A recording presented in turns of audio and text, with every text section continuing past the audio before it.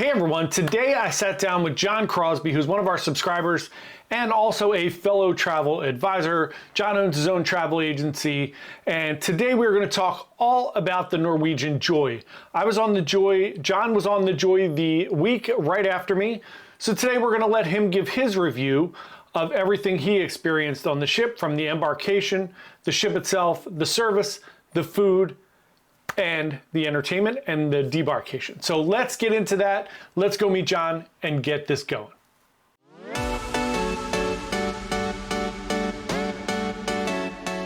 Hey everyone, welcome back to the channel. Today we are talking to John Crosby. We're going to be talking all about the NCL Joy. We're going to let John give his full review. I'm going to ask him some questions. So John, tell us a little bit about yourself. Thanks a lot, John. My name is John Crosby. I'm own my agency, Crosby Travel Advisors, in Northern Virginia. And we primarily, like John, focus on cruise vacations. We do a lot of other travel as well, but definitely focus on cruising. My family has been obsessed with it for about 10 years and have a passion for it. Don't have nearly the range and depth of experiences that John has, but that's my aiming point, is to try to get to that stage. So getting on the NCL Joy this year was a first timer for my family and me to be on an NCL ship. And so I'm glad to be here to talk about that. That's awesome. Thanks, John. How many cruises have you been on now? Total of 12. Most of them with kids, and kids of varying ages, but no younger than 10. I believe my youngest son was 10 the first time we cruised. And been on 4 cruises with my wife, everything from Celebrity to Royal to Virgin Voyages. And honestly, I love both. I mean, family cruising is amazing because it gives everybody a little bit of something that they can enjoy. But there's no doubt that cruising as a couple, or even as a single, I one of these days aspire to taking a cruise by myself, if my wife will ever let me. But you know, the reality is it's awesome to be on a cruise together with friends, family. I just don't want to go to, on a sailing with work people. That's the last thing I want to do. Yeah, exactly. Do you so talking about going on a cruise by yourself, I would definitely recommend doing a short one first, like a Yep. 3-day, like a 3 or 4-day. I find that like after, I'm fine for like 3 to 5 days, I'm totally fine. The last couple on a 7-day cruise, and I'm introverted for the most part. I start losing my mind a little bit, and then like 10 days and longer, it's going to be, things are going to get real weird. So yeah, I highly Yeah. recommend it. I think it's fun to do it by yourself. You definitely get a different perspective of cruising. So yeah, it's really, really, really fun. Do you have a favorite ship at this point? Yeah, the sweet spot for me, for my wife, and even our extended family has been Anthem of the Seas, Royal Caribbean. And I say that because it's modern, it's clean, the crew is great. There's tons of activities on board, plenty of pool options, all that good stuff. And honestly, it's kind of what attracted me to the Joy, because I think it's a very similar ship in many respects, although certainly some disparities when it comes to things like the pool deck and such. But yeah, Anthem is kind of the sweet spot for us. Awesome. Have you been on, I know we talked about this before, have you been on any of the Oasis class? Yeah, Oasis itself. We actually did a 7-nighter a couple of years ago on Oasis, and much like the Joy going out of Manhattan, the Oasis out of Cape Liberty was jam packed. We never had an issue with restaurants and the bars and things like that, but the pool deck and the sun deck were way overcrowded. So yeah, really enjoyed the ship though. Yeah. Makes sense. All right, great. So let's talk about the Joy. If anybody is new here, the NCL Joy is a Breakaway Plus class ship. It is just about going on 10 years old. The ship was originally built for the Asian market, so it is a little quirky compared to some of the other Breakaway Plus class ships. Things are in different positions, and it's just a little different. So generally when they build a ship for Asia, it has pretty much an entire deck dedicated to the casino and to shops. and there is obviously much different specialty dining. So this is a slightly different ship in the Breakaway Plus class. But John, let's start with Embarkation. How was Embarkation out of Manhattan for you? It was a different experience. I've been to all of the Florida ports and then Cape Liberty in New Jersey. So different, especially since you're right there in Manhattan, right on the Hudson River. It was convenient to get to because we stayed really close. I was really worried about transit, getting there for parking and things like that. Seamless. I'm sure people who showed up late ran into some traffic issues and things like that. But for me, we were there early. We had a 9:30 arrival time, check-in time. The cruise terminal itself was a little weird, but the reality is it's going to have to fit the structure, and I think they adapt well for the structure that they're in. But honestly, from the moment they opened up the gates for us to go through security and then get to the check-in desk to being seated and waiting for boarding the ship, I thought it was the most seamless I've ever been on. That's yeah. Now, again, I'll qualify that we were early, so anything that might stress people out, security and check-in.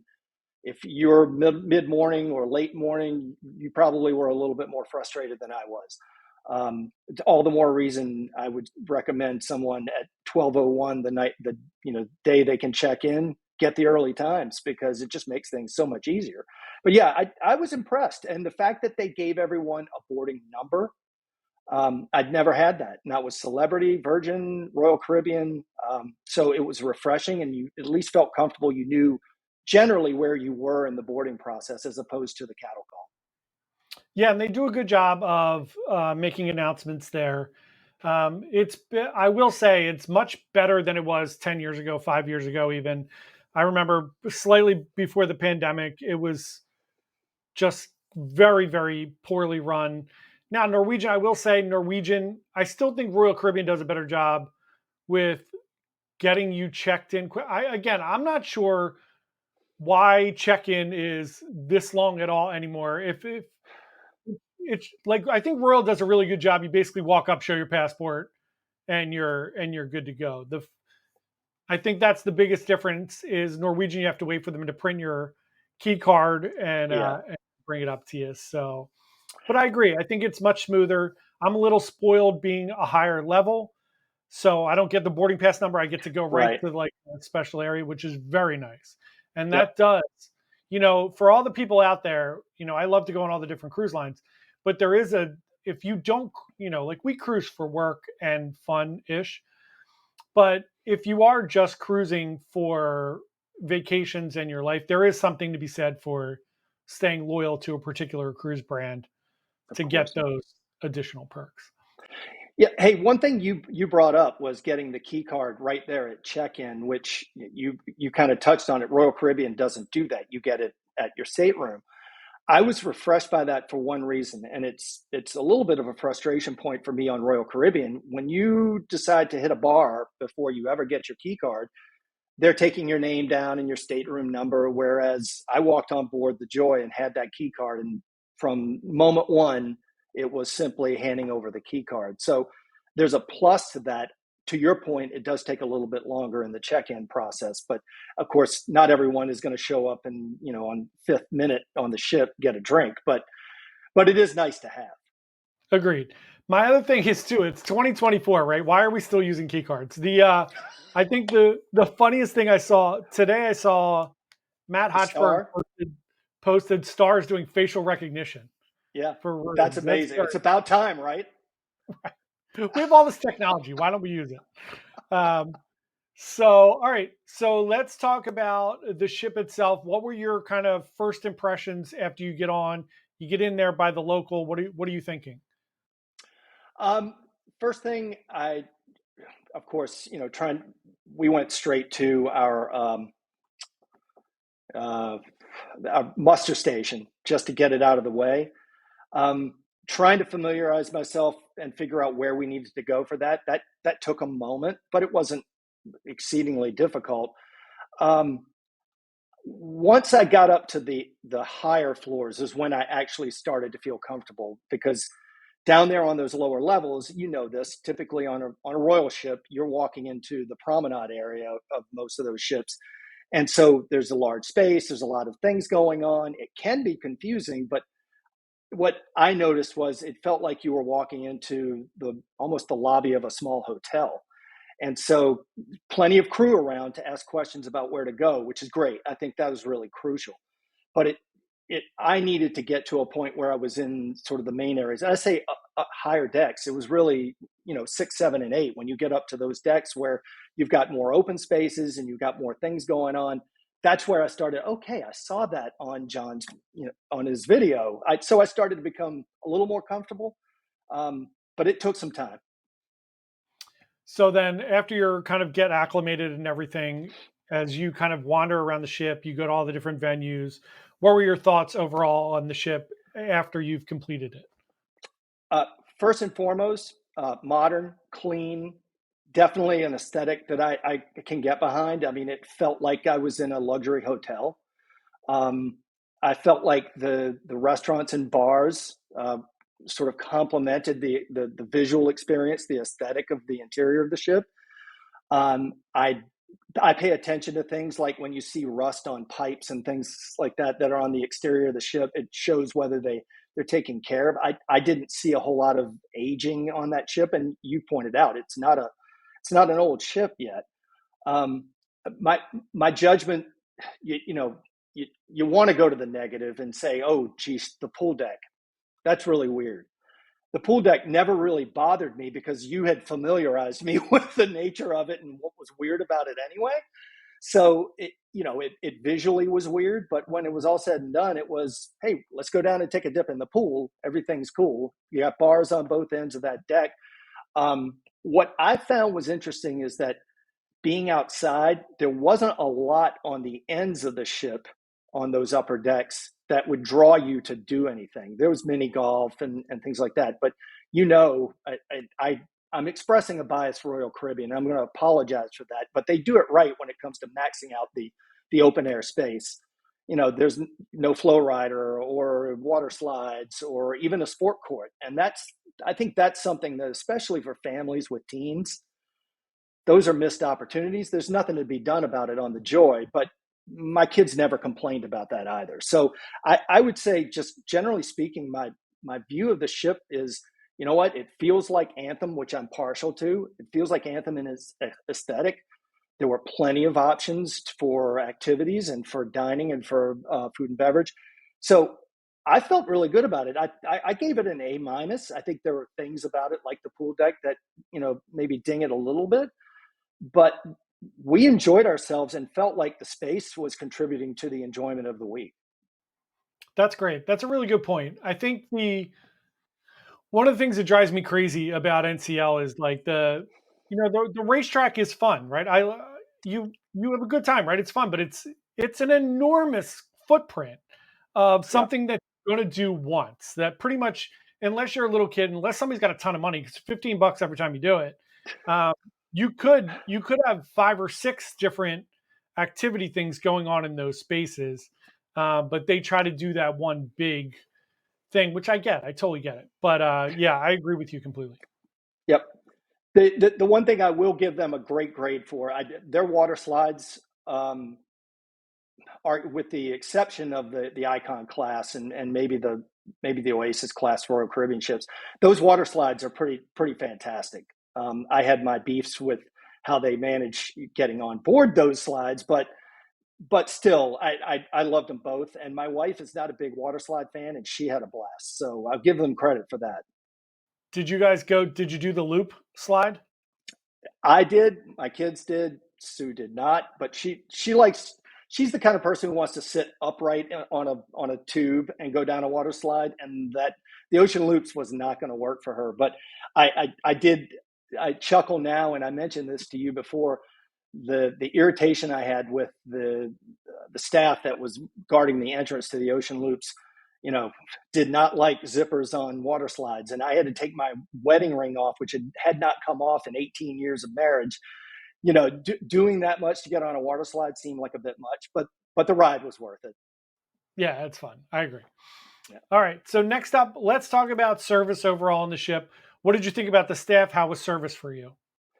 Well, first of all, I thought from one end to the other, the staff was professional.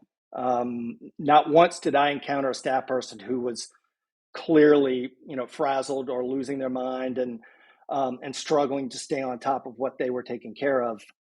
So professional, no doubt about that. In most cases, courteous. I think you know this, especially at a pool bar, you can run into bartenders who have zero personality because what's their job? Pump out drinks. They are not the cocktail, bartender. So, so you have to account for those things. I thought that stateroom attendant service was so, but I think it's been that way post COVID anyway for across the board because they're placing way too much on too few people. Um, so restaurants, I thought service was fantastic. I really did. I never had an issue with any of the servers. I did take issue with the front desk staff for a couple of restaurants. We had a group, and so we had group dining reservations with a large table. And they didn't seem prepared at a couple of the restaurants, but they took care of business quickly once they realized what we were dealing with. Yeah, that's good. The room steward point is a really, really good one. I said it in my, I think I said it in one of my days. My room steward had 30 rooms almost, and she Too much. like there was never a time where I came back. There were so many days where my room didn't get made because I get up early and I'm out of the room by like 6 a.m. and then I come back at like noon and she hasn't gotten to my room yet. And by 2 or 3 o'clock, I'm working, I'm doing stuff. And then I'm just like, hey, don't worry about it. It's fine. Like I Yeah. don't want you to be here all night. So yeah, I will agree. The room steward staff, and it's no fault of their own. I think they just have way too much going on at this point. And your rooms do not get cleaned well or in a timely fashion. So I a couple of comments on that. On the positive, I did like the fact that the rooms for on the Joy had that light system, so you could actually let them know you were in the room or not, and you could let them know please clean up or don't disturb. So plus on that end. On the negative end, if room service delivered something, the stateroom attendant basically told us, well, you need to ring room service to get that out of the room. I'd never experienced that on any other cruise line, so it was a bit strange for him to push that off. And I gave him that feedback, but I'm with you. That stateroom service in general, I think they've got a ways to go before they can really recover to a sense of normalcy. I agree completely. All right, let's talk about food. So we'll talk about included food and specialty dining. Did you guys eat at any specialty dining restaurants? We did. We ate at three, and per your recommendations, uh, gosh, La Bistro and Cagney's. And then our family is big on if even if we're on vacation, if it's pre-cruise, we'll go to a hibachi restaurant. So teppanyaki was added to the list, and so we went to all three. We staggered main dining room specialty throughout the week, so we didn't cluster it all into one experience. Um, I'll start with main dining room or just included food. I thought the food on the Joy, the included food, was above standard for what I've experienced on other cruise lines post COVID. There were hits and misses. I thought the food that was provided in the observation lounge was hit or miss in terms of availability and quality. In the main dining room, I mean, we had breakfast. My wife and I had breakfast in there, and we had dinner 4 nights. And not once did I feel like the meal was substandard. The beverage service was spot on. There were a couple of weird items on the menu, but I think Joy kind of nuances, especially first night and last night, with a sense of casuality, I guess you'd say. So they had bratwurst on the menu for the last night, and that seems strange to me. But there's probably a lot of people who thought, you know what, I'm letting my hair down. Let's have a brat. Um, so I give them high marks for included food. We ate at the American Cafe a couple of times for lunch. We ate at the local several times, breakfast and lunch, and snacks. My kids loved going to the local and just hanging out and getting unlimited wings, so to speak, 6 at a time. So I will say, I think Royal, with its later ships, have been playing catch up a little bit with NCL ships when it comes to diversity of food offerings that are included. With the specialty restaurants, I first of all, I will tell you, Cagney's tops the list. That is, there's only one other restaurant on a cruise ship that I would go back to every night if I could, and it's Murano on Celebrity ships. Cagney's is right there with Murano. I would go to Cagney's every night if my arteries could take it. So definitely top notch, best steakhouse on a cruise ship I've ever experienced. La Bistro was really, really good. They were swamped at the time we were in there, and dinner took a long time. And some people in our group ordered steak despite it being a French restaurant, and they definitely missed the mark on temperature for the steaks. So that caused a bit of upset amongst the group, but still, food quality was excellent, service was excellent. And teppanyaki, you know this, it's a great show, number one.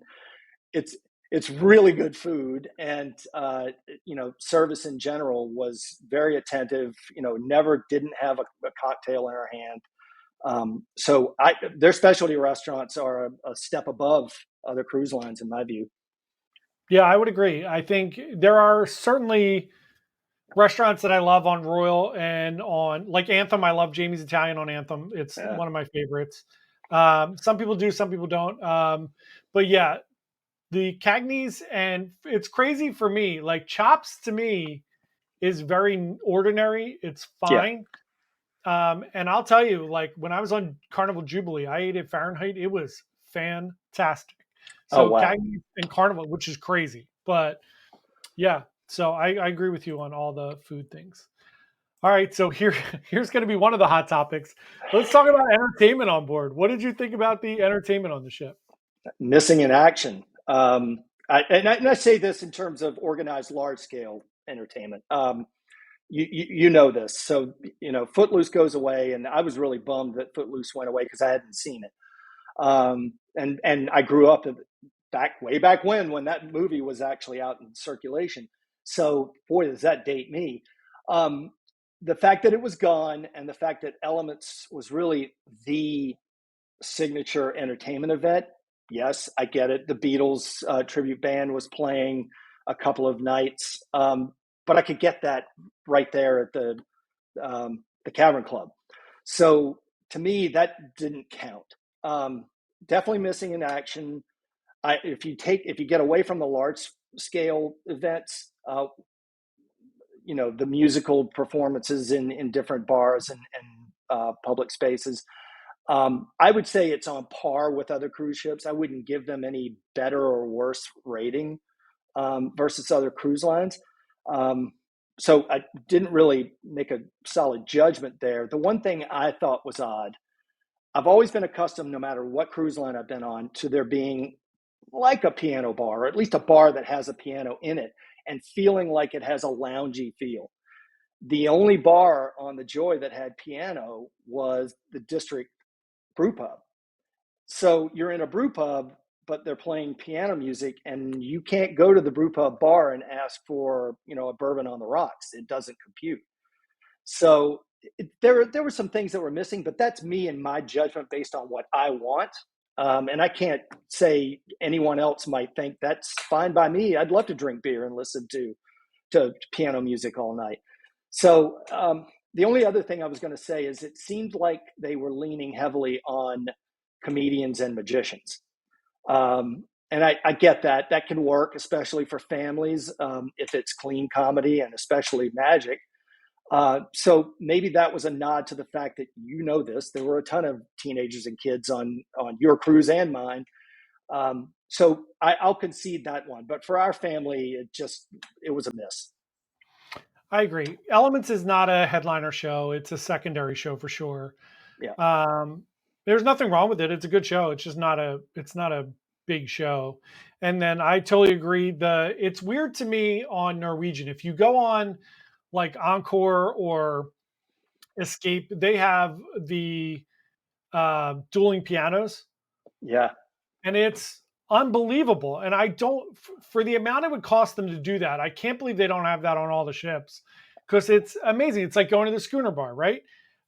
It's a ton of fun. And when we were on Joy last year, they had someone playing piano, like really good piano, in the observation lounge every night. And they Oh, did wow. not have entertainment up there on my cruise and on yours because I looked on yours too. I did not know that, and now that you say it, I'm disappointed because again, if I had looked at the Freestyle Daily and seen piano music in the observation lounge, I would have been there. Yeah, it was So awesome when we were on there last year. We actually talked to the girl who was playing the piano. She was great.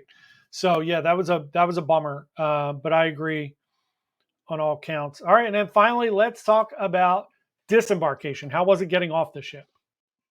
um, seamless, honestly. Now we're a family that bags stay in the room and we roll off on our own.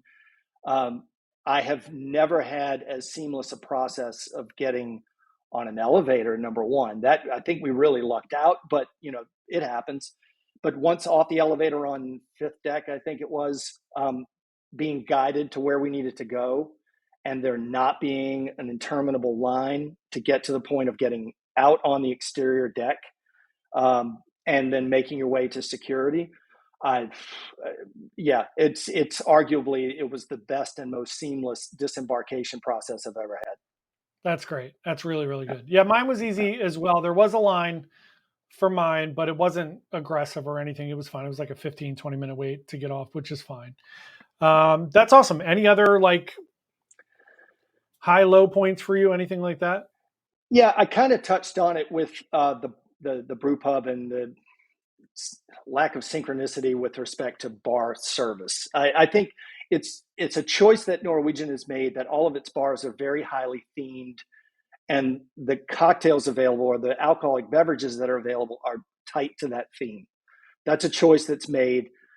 I have it's the first time I've ever seen it. So three other cruise lines, you go to a bar, you can pretty much get anything you want within reason. You don't want to ask for something crazy, but you can walk up to a bar and ask for a mixed drink with a variety of different alcohols and things like that. Not so on the Joy, and I assume that's Norwegian's general vibe with bars. So that was a bit of a frustration, but I acknowledge it's just a different strategy. And you know what? Every cruise line's got strategy that's about maximizing revenue and minimizing expense. And if you don't think they're in business, well, these are the ways you find out.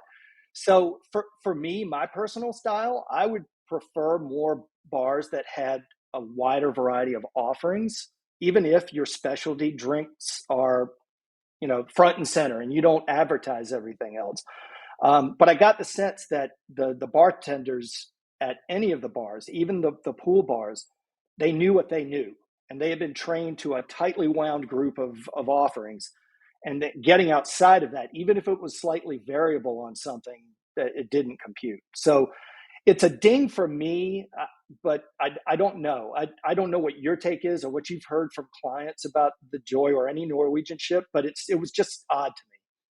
It is. It does come up a lot. I also think that it's so one of my things with the comparing different cruise lines, right? So the difference between I think Royal does a really good job with flow based on entertainment, right? So not everybody's in one place. Somebody's at the Aqua Theater, somebody's on this side. I think Norwegian tries to do that with bars a little bit. I think they try to guide people to different places. Oh, you like whiskey? You're going to head to Maltings. You like a margarita? You're going up to this bar. So I think they try to do that a little bit. And then it fails miserably when they do something like Deal or No Deal in the atrium. And it's just, they're putting out folding chairs because it's It's too small of a chaos. place for that type of an Yep. event. But I think Yep. that's partially what they try to do there. But I agree, it does become very limiting, and they will tell you no. Like they're not like they don't bend over backwards and go like, well, nope. It's like nope, we don't have that here. You have to go somewhere else. Yeah, could I add one thing for just the waterfront? The bars that were out on the waterfront, thumbs up, A+ for Norwegian for coming up with that concept. Um, and you know this because we were both in Bermuda parked for several days. That was, my gosh, in the afternoons, we would go sit right there outside of, it was the Mojito Bar, Sugar Cane, and look at that beautiful view over towards Hamilton and the sun passing by. And I acknowledge most of the time you're going to be at sea on one of those ships or moving, still a win. I think that is a great concept and something that they're setting a standard for.